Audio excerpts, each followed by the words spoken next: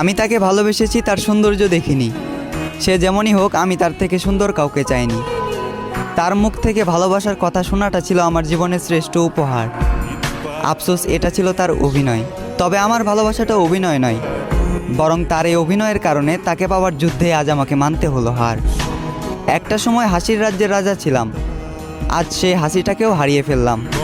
আমি জানি আমি তার প্রথম নয়, বরং দ্বিতীয় ভালোবাসা ছিলাম। তবুও সে চিন্তাবাদ দিয়ে তাকে ফুলের মতো আগলে রাখলাম। আফসোস, সে ফুলের কাঁটাতেই আমার জীবন গেল, যে ফুলটা একটা সময় আমাকেও ভালোবাসার কথা বলেছিল। খারাপ তো তখনই লাগলো যখন দেখলাম চোখের সামনে অতি আপন মানুষটা হয়ে গেল পর। চোখ দিয়ে ঝরল বৃষ্টি, বুক দিয়ে বয়ে গেল কালবৈশাখী ঝড়।